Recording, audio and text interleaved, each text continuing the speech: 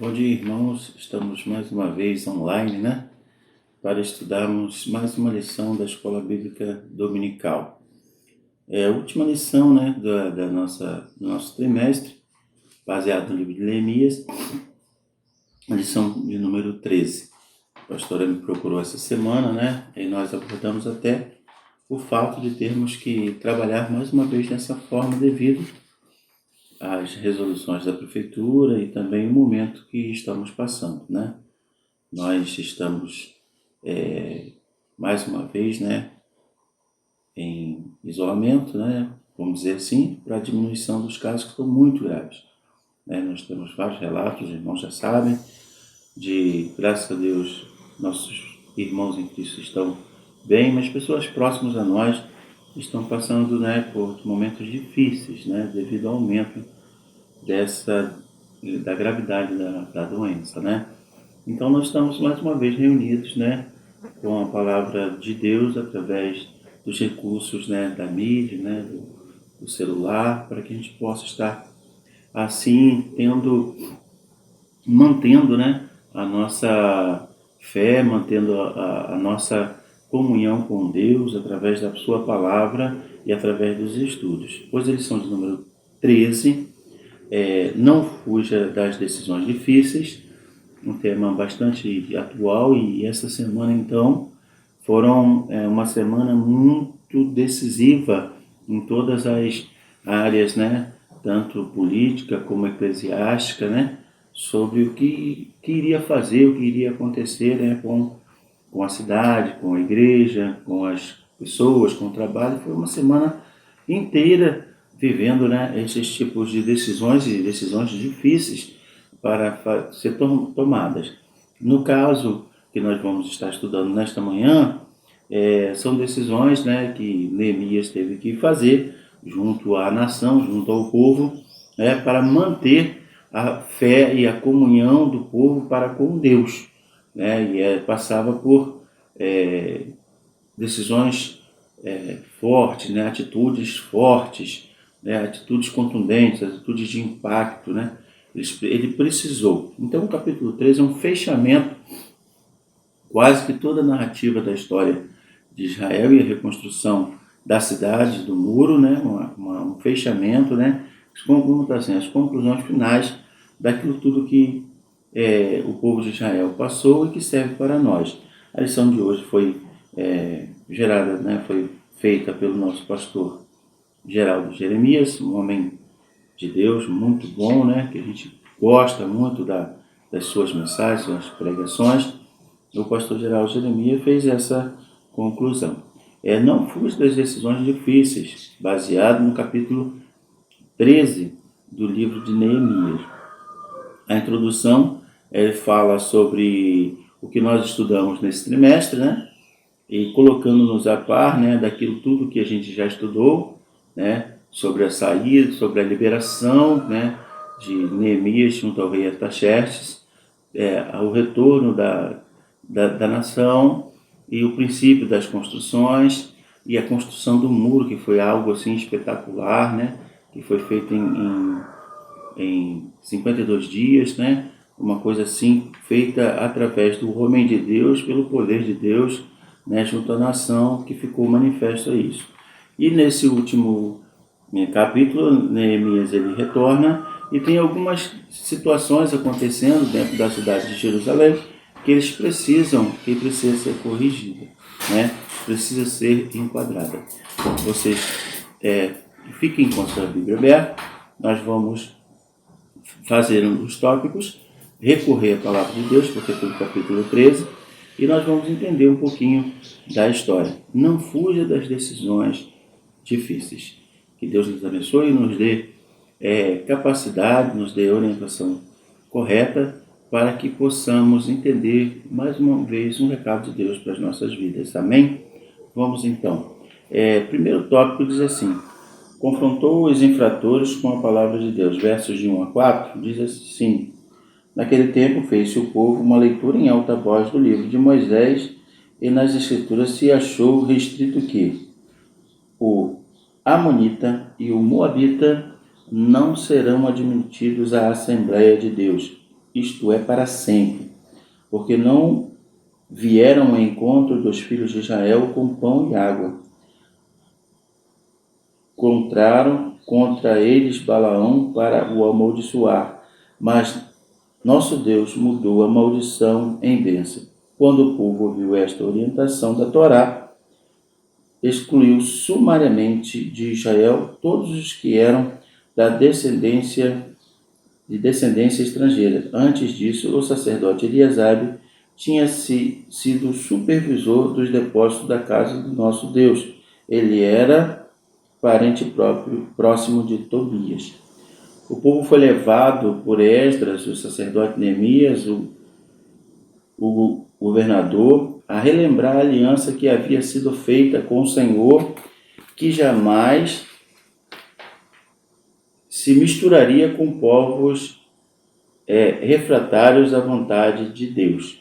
Nesse primeiro tópico, os irmãos puderam ler junto comigo, os versos de 1 a 4, onde Neemias encontra essa situação e relembra e lê, a lei de Moisés, a lei para o povo, relembrando que eles não poderiam estar se misturando com estas nações, com povos estranhos, porque foi feito este acordo para com Deus. Era uma coisa muito séria, irmãos, que não podia quebrar, era quase que um mandamento também, era lei entre o povo. E naquele momento, o sacerdote Eliasabe, ele tinha feito esta aceitação, deixando que participasse junto com a nação de Israel, quando lá atrás, quando o povo sai do Egito e peregrina, pede ajuda, e essa ajuda ela é recusada pelos amonitas e moabitas. Ali fez-se separação entre os povos e Deus ordenou que o povo não se misturasse. E naquele momento eles estavam permitindo novamente que eles se misturassem, e no caso Neemias pega a Torá, pega a lei de Moisés e lê para eles, lembrando o acordo que foi feito entre as nações e como assim deveria acontecer. Decisão difícil, que implicaria e envolveria várias pessoas, mas para obedecer à vontade e à palavra de Deus, ele teria que fazer, teria que orientar e teria que chamar o povo a atenção e levar com que o povo pudesse entender que não seria, vamos colocar assim, a vontade deles, mas a vontade de Deus. E a vontade de Deus deveria ser cumprida para o benefício de toda a nação, porque Deus conhece todas as coisas e sabe da fraqueza dos corações e como esse povo iria influenciar, iria influenciar toda uma cultura de adoração e louvor a Deus através de costumes estranhos. Então, por isso que era necessário que assim se fizesse. Não era uma decisão difícil, porque, como eu já falei, implicava em pessoas, implicava com vidas, pessoas que já estavam convivendo ali, mas ele era uma orientação deixada por Deus para que o povo não se misturasse. E ele, vendo aquilo, ele teve que intervir. Não é fácil, são decisões difíceis, mexem com vidas, mas como líder, sobre a orientação de Deus e ungido pelo Espírito do Senhor naquele momento, ele deveria orientar, a nação a respeito do que estava acontecendo, aquela situação. Ele diz aqui, agora torna a dar-me alegria, no caso, os Salmos, feito por Davi, no finalzinho. E depois, já restaurado, ele declara, sacrifício agradável a Deus é o espírito quebrantado, coração quebrantado e contrito não o desprezarás, ó Deus. Verso 17, de Salmos 51, do Salmo 51, que Davi diz como deveria ser feito, esta adoração a Deus, em sacrifício agradável a Deus, um espírito quebrantado, um coração quebrantado, contrito não desprezarás, ó Deus. Eles não tinham na sua cultura esse temor a Deus, né? Os amonitas e os moabitas não tinham isso e jamais poderiam estar na congregação dos justos e prestar adoração a Deus, porque eles não passaram por todo o processo milagroso o que o Senhor fez à nação para que pudessem estar de corações gratos e alegres para cultuar e louvar ao Senhor. Por isso que eles não podiam se misturar. Aí, no segundo ponto que o autor, o pastor, traz para a gente, no segundo ponto, que ele confrontou o sumo sacerdote Eliasabe por dar guarida no santuário ao inimigo do povo de Deus. Olha só quantas situações quando ele retorna, né? Retorna depois de 12 anos, ele encontra dentro da nação. Vou estar lendo com os irmãos versos de 4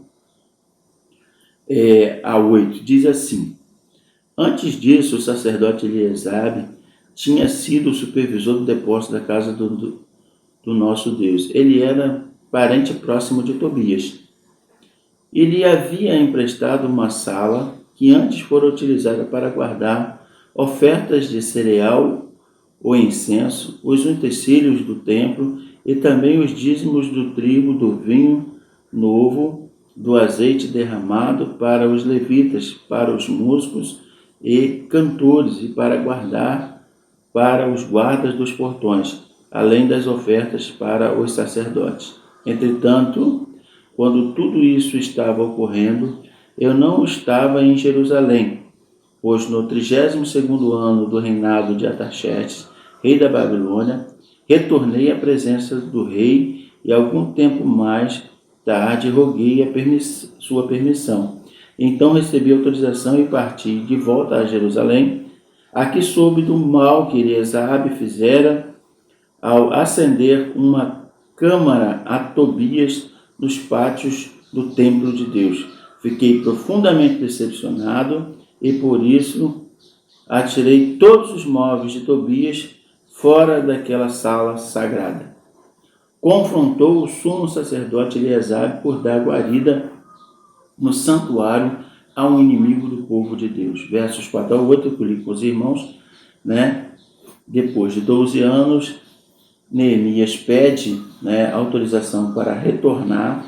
Quando retorna, encontra essa situação, né? E ele, mais uma vez, tem que tomar outra decisão difícil, né? Confrontar, né, o sacerdote Eliasabe. Os irmãos sabem que a figura do sacerdote é aquela figura máxima de autoridade de Deus dentro do povo. Ou seja, ele teve que confrontar, né, o líder espiritual responsável pela manutenção da palavra de Deus sadia junto ao povo por uma situação que ele permitiu. Ele permitiu, né, guarida a Eliasabe, né, ele permitiu guarida, né, a um homem inimigo do povo de Deus dentro do local reservado para adoração a Deus. Quando ele viu aquilo, ele fala que no verso 8, né, que ele ficou profundamente decepcionado com a atitude de Eliasabe, e quem estava ali abrigado era um pagão, Tobias, e ele joga todos os utensílios dele, ou seja, o expulsa daquele lugar em nome de Deus, porque ele estava profanando, né, o local sagrado. Ele não poderia fazer isso de forma alguma, nem permitir. Ou seja, Neemias vem colocar ordem às coisas, e nessas ordens ele toma decisões difíceis. Ele tem que confrontar o que estava acontecendo dentro da nação, dentro do templo do Senhor, confrontar o próprio líder espiritual, né? Ou seja, são atitudes duras, drásticas, difíceis, mas necessárias para que mantenha a saúde espiritual, a saúde doutrinária daquela nação. Então, na pessoa do líder, cabe essas responsabilidades tremendas, em que, vendo as situações acontecerem, não fechem os olhos, né, não fecharem os olhos, e serem sim em nome do Senhor, obrigados a tomar atitudes, né? Nós não podemos jamais compartilhar com o mundo secular e deixar que as coisas que contrariam a Deus se instalem dentro das igrejas, dentro dos templos do Senhor, dentro da vida espiritual, como se fosse uma coisa normal. É um chamado a esta lição às pessoas a compromisso feito uma vez com Deus para não retornarem ao passado ou permitirem coisas estranhas. Tópico 3 após os confrontos, Neemias parte para restaurar a adoração ao Senhor. Versos 9 a 22, não vou ler dessa vez, os irmãos leem, os irmãos vão entender melhor. Mas nesse tópico 22, o autor traz as características que, no versículo 9 a 22, os irmãos vão ver o que estava acontecendo com a nação e o que ele precisou fazer para restaurar, e o autor também traz aqui um paralelo entre o que aconteceu e o que acontece no dia de hoje, sobre a adoração ao Senhor de forma desleixada, de forma sem compromisso com a palavra de Deus. Vou ler um pouquinho da introdução, depois nós vamos passar aos tópicos desse terceiro, aos pontos desse terceiro tópico, quando o autor traz para a nossa atualidade, faz uma contextualização dos assuntos pertenentes aos dias de hoje com aquilo que aconteceu no passado. Diz assim: em virtude do que estava acontecendo, o povo passara a prestar ao Senhor uma adoração desleixada. Em tal descompromisso para com a obra de Deus, tornou-se um povo secularizado. Esse fato aborreceu profundamente Neemias, pois adorar a Deus é missão principal do povo escolhido. E durante aqueles 12 anos após reconstruírem os muros de Jerusalém, o que mais foi ensinado ao povo foi justamente priorizar Deus em todos os sentidos, e ele exige exclusividade do seu povo sem em nenhum momento abrir mão de sua glória, Isso aqui é a explicação. Neemias começou por levar o povo a perceber a natureza da sua apostasia. Aí o autor traz para a gente aqui agora algumas orientações e algumas características que podemos identificar quando a coisa não está caminhando bem, É um fato bastante preocupante, porque nesses momentos de pandemias que a gente tem passado, de afastamento do templo do Senhor, ficando em casas, pode ocorrer, e tem ocorrido, isso é uma verdade ocorrida, desse desleixamento, desse afastamento da presença de Deus através do compromisso com a sua palavra e com o seu povo. Aí diz assim: as características de uma adoração desleixada. Verso 3:1, no ponto 3:1, primeiro ponto do tópico 3, diz assim: o povo parou de ser dizimista. Verso 10, vou ler com os irmãos, diz assim: fui informado também que parte prescrita aos levitas não lhe era entregue, e que por isso os levitas e os cantores responsáveis pelo culto tinham fugido, cada um para suas próprias terras. O povo parou de ser dizimista. Quando parou de ser dizimista, as pessoas que cuidavam do culto, no caso os levitas aqui, No caso os levitas e os cantores, que viviam do ministério do culto, eles recebiam e ficavam lá diretamente, tiveram que retornar para suas casas, para os seus trabalhos manuais, para gerar a sua renda e manter-se. Eles não podiam ficar. Mas por que eles não podiam ficar? Porque o povo parou de contribuir. Quando o povo parou de contribuir, eles não tinham com que se manter, Não tinham que se manter. E na época, essas pessoas, elas moravam no templo, ficavam 24 horas no templo, eram dedicadas ao templo, à preparação do culto, aos louvores, e eles eram mantidos pelas ofertas e pelos dízimos que eram entregues no templo. E se isso não entrava, Eles não tinham com que se manter. Como se entregar o dízimo fosse meramente uma questão opcional. Podemos ver que a primeira atitude que mostra o esfriamento na fé é o desfalecimento da vontade de Deus, é sonegar dízimos e as ofertas, como tão bem escreveu Malaquias no capítulo 3, versos 8 a 10. O profeta que, segundo os estudiosos, foi levantado por Deus justamente nesse contexto do avivamento de Judá sobre a liderança de Neemias, por volta de 428 a.C. O povo, aqui no verso 10, deixou de dizimar e com isso prejudicou o andamento do culto. Tópico 3.2.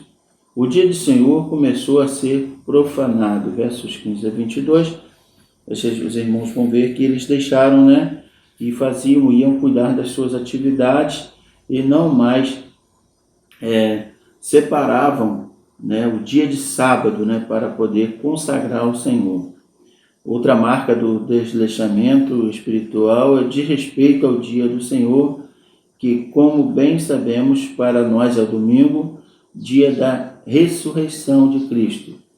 O sabat, ou sábado, em hebraico, que significa descanso, deixou também de ser separado para a adoração ao Senhor. Era uma lei de Deus.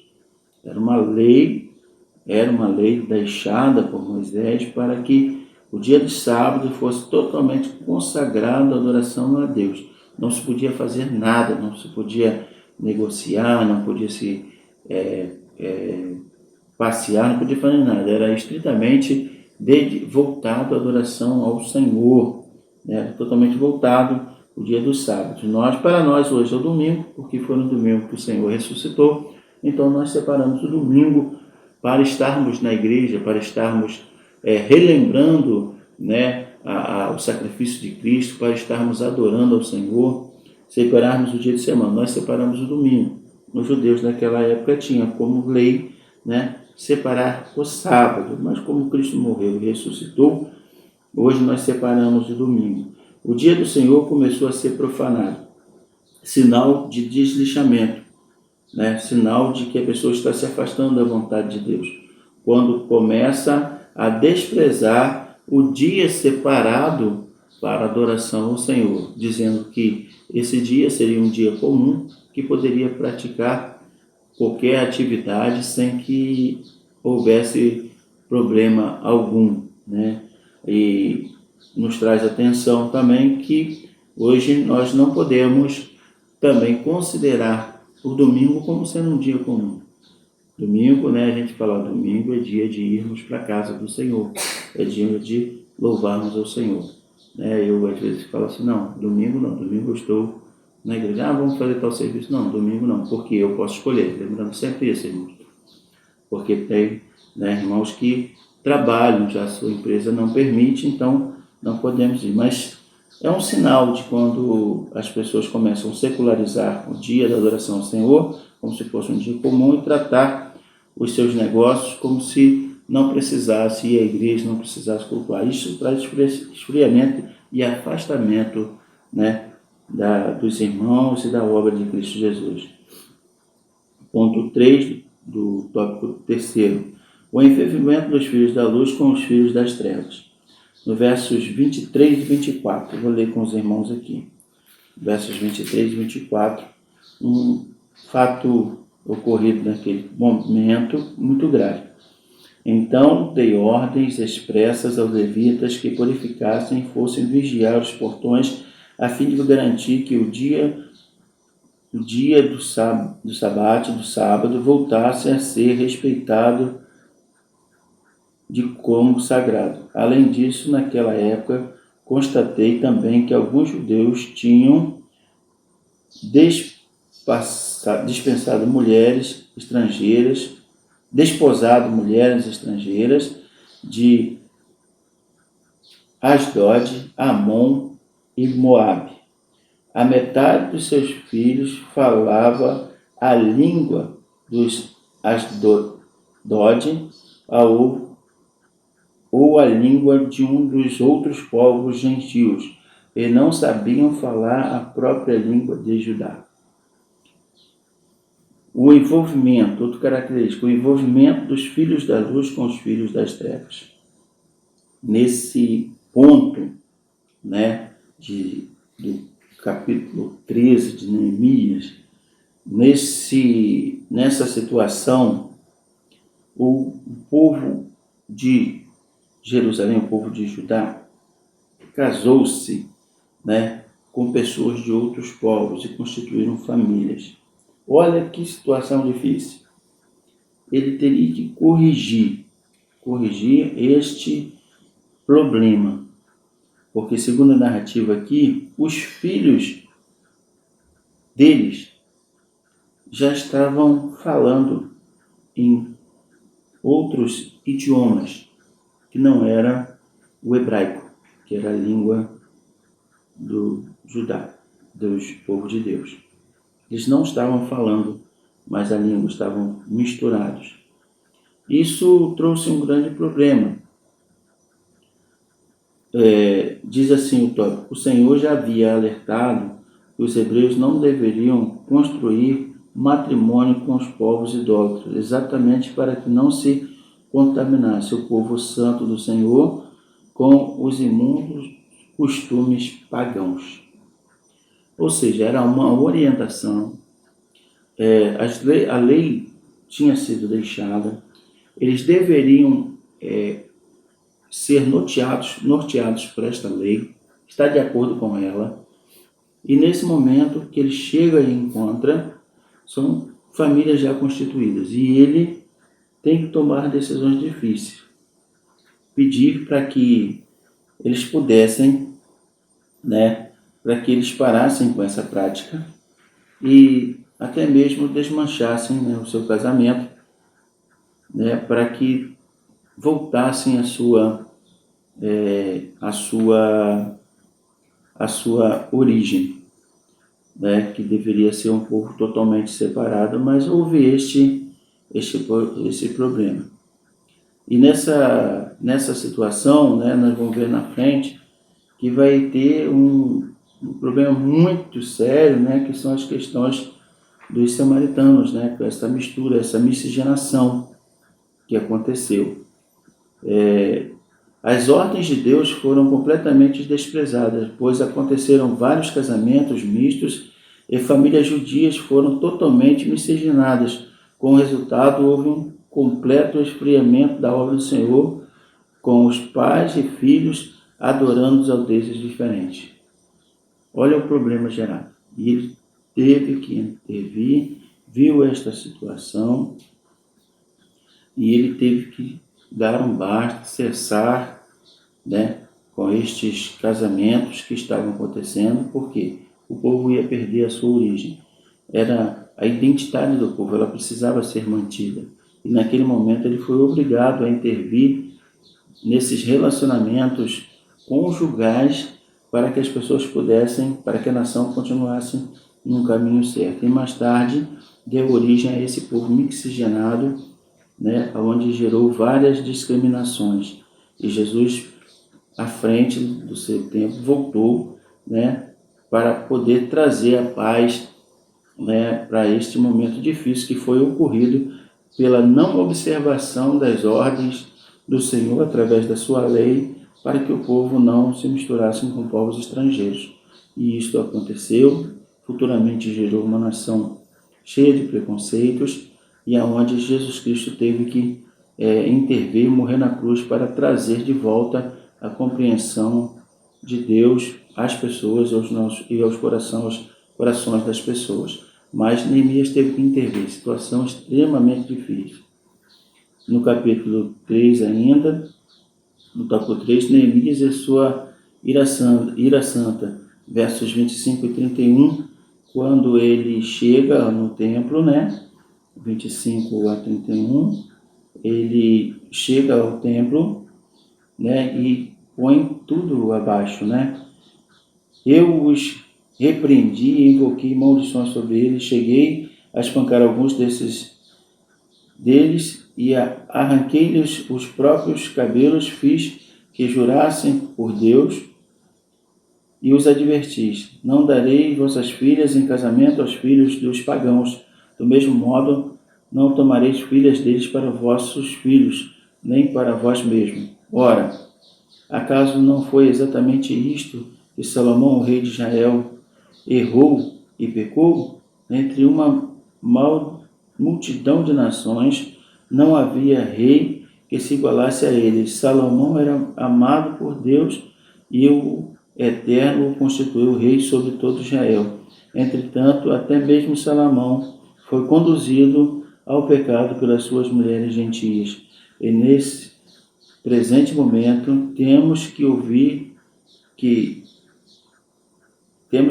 praticais este mesmo grande mal, esta deslealdade contra a pessoa do nosso Deus. E estáis-vos casados com mulheres estrangeiras?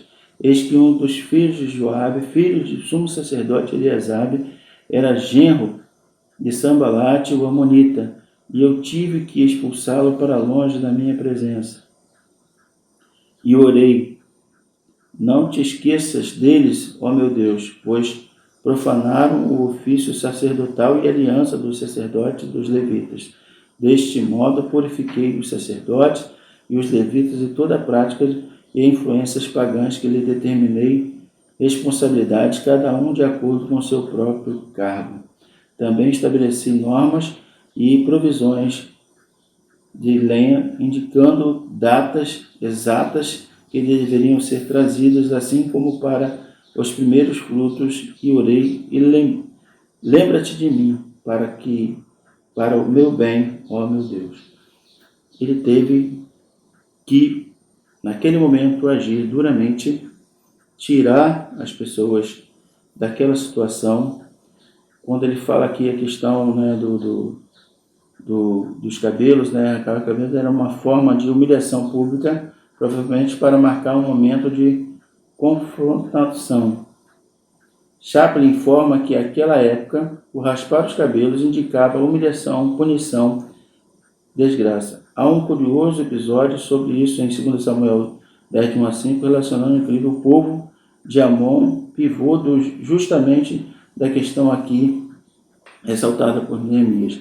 Muitas vezes nós precisamos tomar decisões muito difíceis, mas é para a glória de Deus. Não podemos fugir nem protelar.